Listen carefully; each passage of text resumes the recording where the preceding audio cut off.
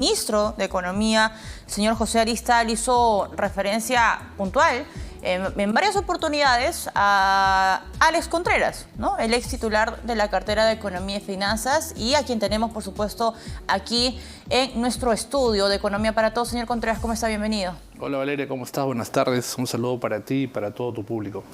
A ver, en principio, hay varias cosas que analizar en materia económica, señor Contreras.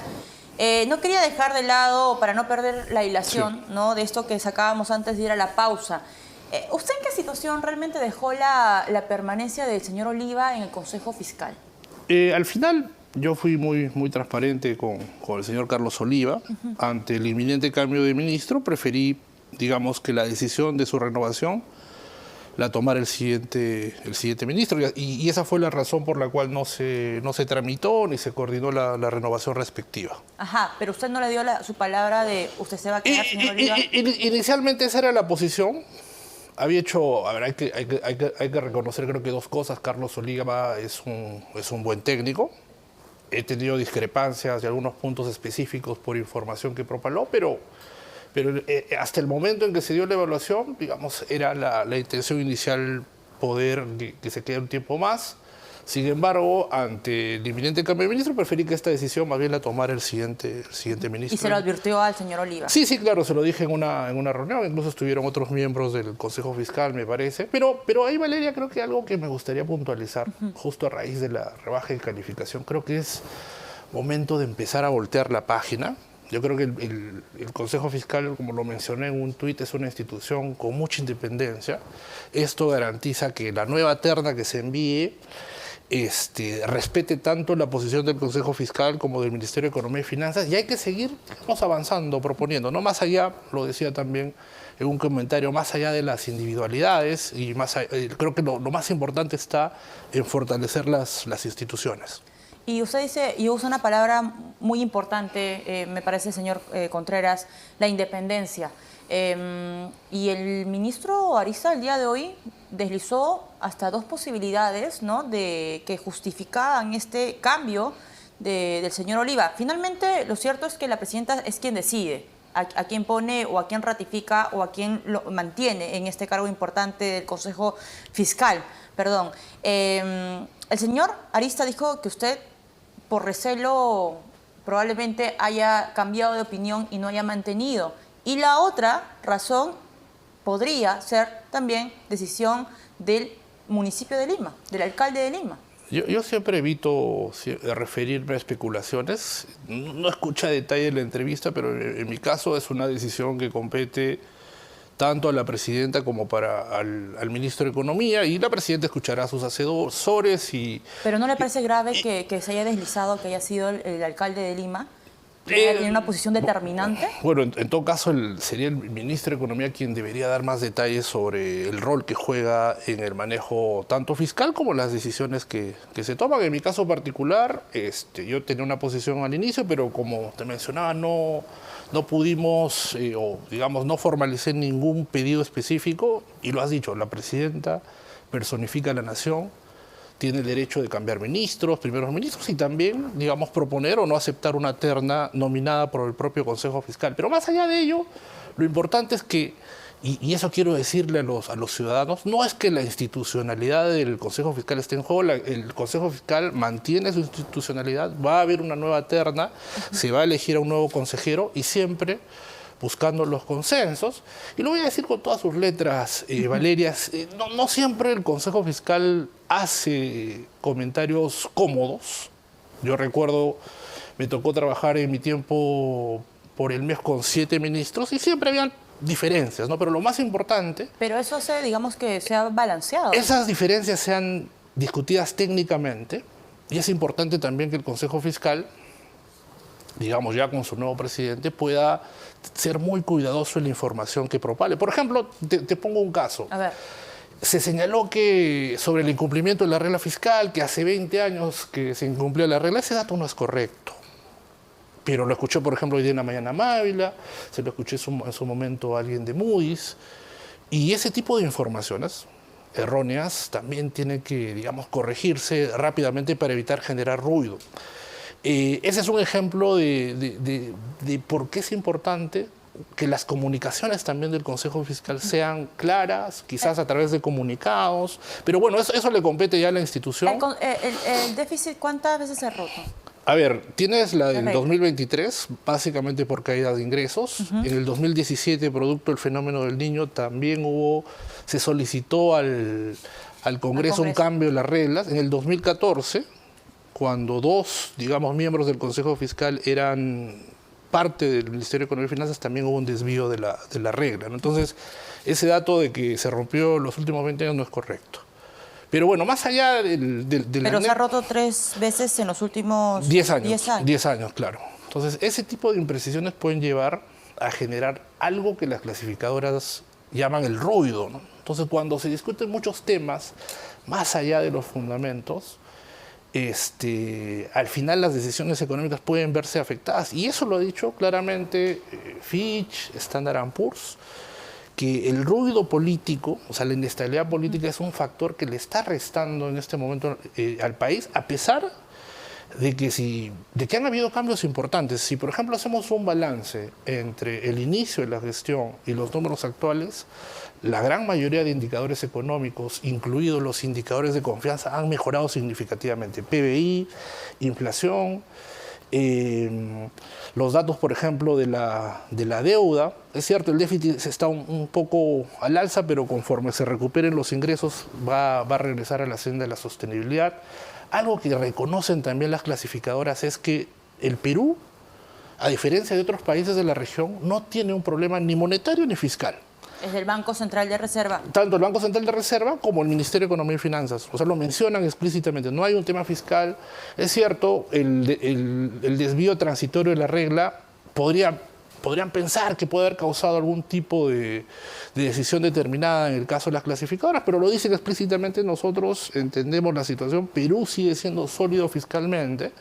Y algo que me llamó la atención, Valeria, y que creo que vale la pena seguir empujando hacia adelante, es la posibilidad que representa para el país el puerto Chancay. Claro. Lo dicen explícitamente, su impacto en la industria, en otros sectores, la posibilidad de que el Perú se consolide como el centro logístico de la región, creo que nos debe hacer ver la señal más allá del ruido. Las perspectivas, por ejemplo, se han ajustado al alza. Las proyecciones usualmente las calificadoras de riesgo, Valeria, son entidades muy conservadoras. Entonces, ya que hayan revisado al alza las proyecciones de Perú, es algo importante. Esto es algo, la decisión, lo voy a decir también de manera transparente, de Standard & Poor's ha sido algo precipitada, porque ya 2 veces nos están castigando por el tema político. Pero es la clasificadora más antigua a nivel internacional, y por los años que tiene, desde 1860...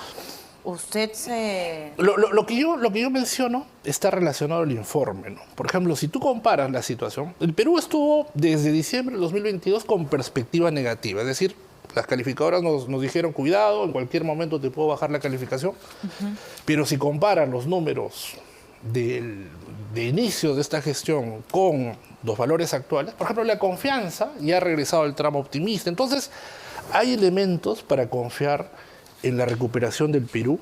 Y yo creo que, yo soy un hombre de propuestas, Valeria. Yo creo que debemos dejar de lado las diferencias, empezar a buscar los consensos y apuntalar las cosas que van a generar mucho bienestar al país, como por ejemplo el puerto Chancay, el nuevo aeropuerto. A ver, señor Contreras, mi pregunta es, ¿usted cree que fue un error, un exceso del ministro Arista decir que la Municipalidad de Lima fue determinante en la salida de Oliva? No, ¿Fue un exceso, fue un error del ministro Arista? Bueno, en todo caso, yo creo que el ministro podría dar más detalles sobre su posición. ¿Si usted fuese el ministro, lo hubiese dicho?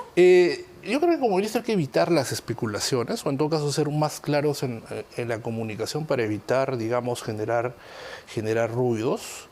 Ser claros también en la posición que se mantiene, pero algo que yo reconozco del ministro Arista es que muchas de las propuestas que encaminamos en mi gestión, por ejemplo, la consolidación del hub portuario, el impulso a la infraestructura, las zonas económicas especiales, él las ha tomado y las está sacando adelante. Entonces, eso refleja que por primera vez después de mucho tiempo se empiezan a implementar en el país políticas de Estado. Y es algo que más allá de las diferencias o las declaraciones me da mucha satisfacción, que la agenda que se propuso en el MEF 2022-2023 se está llevando a cabo y está empezando a generar resultados importantes. Y algo, Valeria, que quizás ha pasado desapercibido, pero es el avance del impulso a la industria naval. Que te lo voy a decir, parecía hace un año un sueño, parecíamos hasta idealistas, pero ya la empresa peruana CIMA ya firmó el convenio estratégico con Hyundai Heavy Ports, la empresa más grande.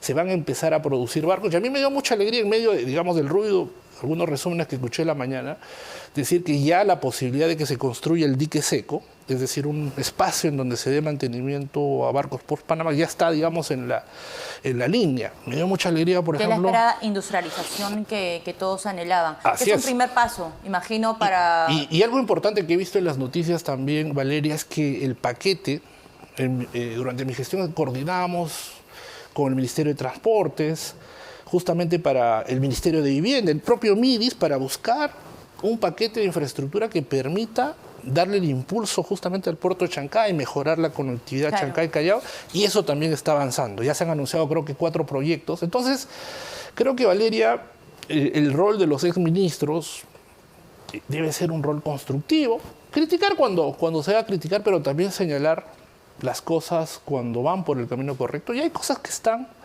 de veras avanzando bien. Yo cuando me despedí decía que dejaba una economía en recuperación. Los números de enero y febrero me dan la razón. Marzo probablemente salga un poco bajo, pero de abril hacia adelante entonces se viene la recuperación. Ya bueno, tiene que ser, porque el año pasado el nivel de comparación también ha sido meses consecutivos en rojo. Pero si te das cuenta, el primer trimestre la caída del PIB creo que fue 0,5. En el primer trimestre vamos a tener un crecimiento pues, por encima, cercano a 2 probablemente en lo que respecta al trimestre. Entonces hay algo más allá de un efecto rebote, y en ese sentido, por ejemplo, el impulso del sector construcción, el sector construcción está siendo impulsado por la inversión pública. Esto es otro elemento que suma. De cara al Perú, en los siguientes años, definitivamente, Valeria, lo han advertido las calificadoras. Ya es cierto, hemos salvado el grado de inversión, pero dado que no queremos perder esto que nos ha costado, es fundamental centrarnos en el principal problema que han identificado, que es la inestabilidad política. Eso requiere consenso, requiere de reformas. Ahora, no ayuda mucho, señor Contreras, pues que el ministro de Economía de un país admita que el gobierno al que pertenece es un gobierno débil.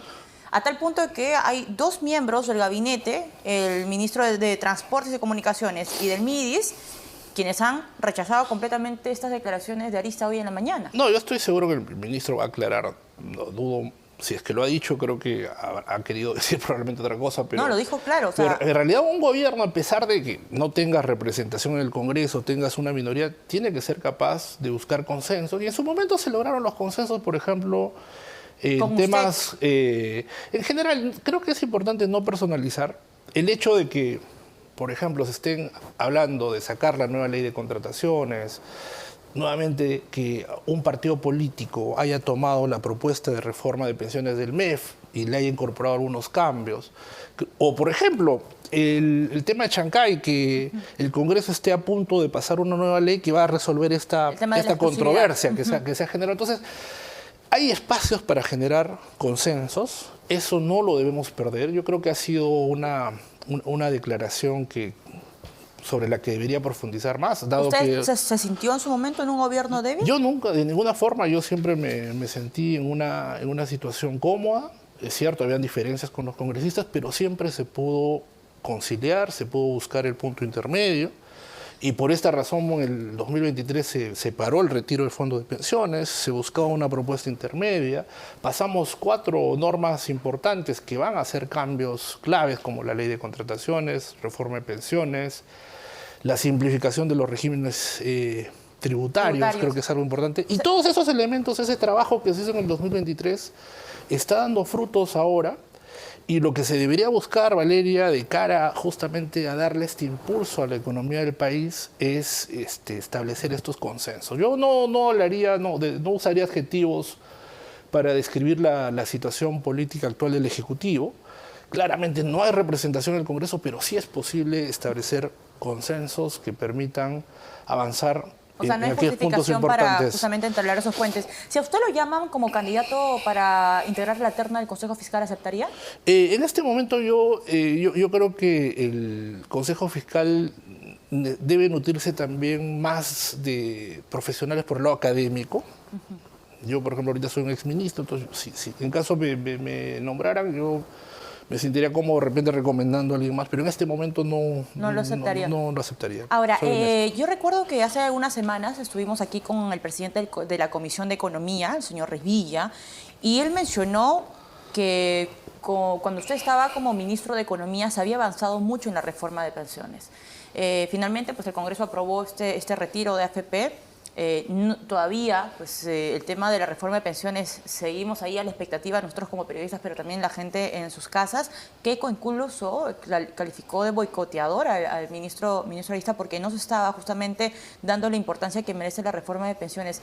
¿Qué faltaba para aprobar la reforma de pensiones, señor Contreras? El Ejecutivo envió una propuesta de reforma de pensiones. Faltaba, creo que, discutirse, pero yo saludo que un partido político haya tomado como base la reforma de pensiones del Ejecutivo y haya, digamos, incorporado algunos ingredientes claves. Y lo que falta ahora es empezar a discutir.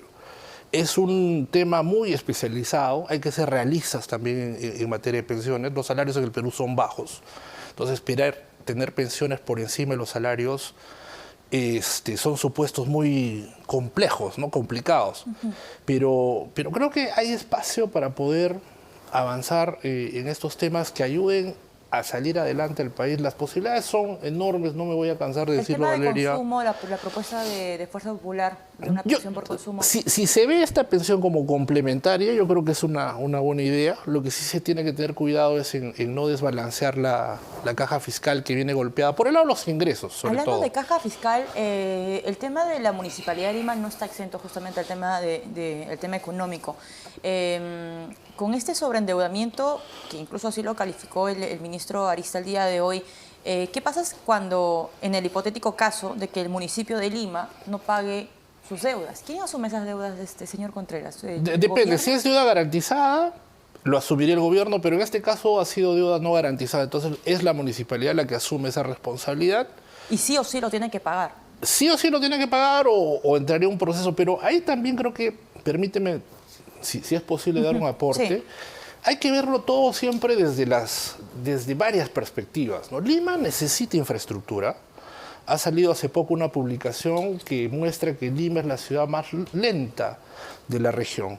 El otro día en Twitter decía, y es un dato que corroboré, que Francisco Pizarro se desplazaba por Lima a una velocidad mayor a la que nosotros nos desplazamos ahora. A pesar de que ahora tenemos pues automóviles, tenemos Waze, algoritmos metropolitanos. Entonces, Lima necesita urgente un shock de inversiones. Si se ve solamente desde la perspectiva fiscal, bueno, no me endeudo y ya, pero el IPE lo dijo el otro día, todos los años se pierden 3.000 millones de soles simple y llanamente porque la gente se demora mucho tiempo en movilizarse. Entonces, si tú incorporas esos costos, tomar más deuda para infraestructura que va a permitir que la gente reduzca de 3 a 2 horas o de 2 horas a 1 hora, no es tan malo. Entonces, por eso esto debe verse desde una perspectiva fiscal, es cierto, para garantizar la sostenibilidad, pero también desde la perspectiva del impacto económico general. Y yo creo que eso ha estado faltando en la discusión. No se trata, la deuda de por sí no es mala. Si es que la deuda se invierte correctamente, en los plazos correctos, en la infraestructura correcta, puede ser muy positiva y puede incluso generar, además de dinamismo económico, un impacto en la capacidad de crecimiento de la economía. Y eso queda clarísimo, sobre todo en un país que se ha desindustrializado en los últimos años. Hemos perdido la participación del sector industrial, ha caído, y eso ha generado que más gente que trabajaba en el sector industrial se desplace a los sectores de servicios en donde se requiere movilizar de un lugar a otro. El otro día, Valeria, me pasó algo, digamos, durísimo. Yo quería movilizarme de la UNI, de la Universidad Nacional de Ingeniería, al centro de Lima. Son 5 kilómetros. Okay. Me tomó 1 hora. Entonces, si tú te pones a pensar en el ciudadano que vive en Puente Piedra y que tiene que desplazarse al centro o a otras zonas, estamos hablando de miles y millones de horas hombres que se pierden día a día por esta falta de infraestructura. Y por eso yo espero en la medida que se están tomando, digamos, planes que se desarrollaron en el último año, que se avance el fideicomiso de infraestructura para de una vez por todas sacar adelante la línea 3, la línea 4. ¿Y eso va a implicar un desembolso adicional Eso, de dinero? eso justamente es lo que se tiene que evaluar. Claro. La idea de hacerlo por fideicomiso es para poder captar, digamos, fondos privados que vean... ¿Y eso va a impactar en el déficit, en la regla fiscal?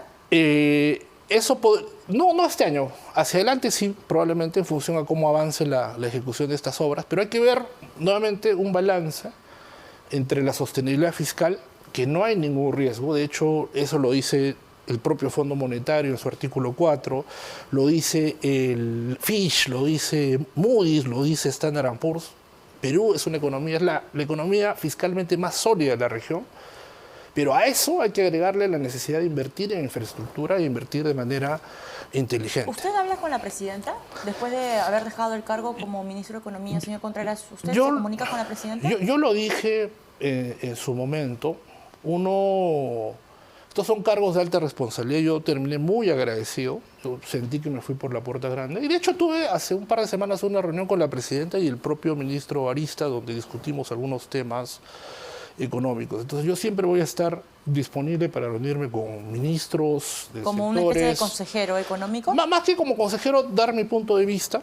Quien te habla, digamos, tiene experiencia en algunos sectores, como macroeconomista, me he metido mucho en temas de infraestructura, entonces, y siempre la opinión de un exministro de Economía creo que puede ayudar al debate y sobre todo a que se puedan sacar políticas públicas positivas. Claro. Este tema de la transferencia de 100 millones de soles al gobierno de Ayacucho, ¿se le consultó a usted durante su gestión, en los últimos meses que usted fue En su momento había una demanda pendiente del gobierno regional de Ayacucho, que no se atendió, digamos, porque ya se había enviado el presupuesto. ¿En su tiempo, o sea, se refiere apenas Oscar Ima asumió el cargo? No, sino por la ley de presupuesto, en la medida que Ayacucho iba a organizar los Juegos Bolivarianos, se necesitaba esa infraestructura. Bueno, y quedó en evaluación. En el momento en que yo era ministro, se estaba discutiendo la posibilidad de un crédito suplementario, es decir, enviar una ley al Congreso que permita dar financiamiento a infraestructura, no solamente de Ayacucho, sino de varias regiones. De hecho, eso coincidió con una gira a varias regiones donde estábamos armando un portafolio. O sea, sí era parte de las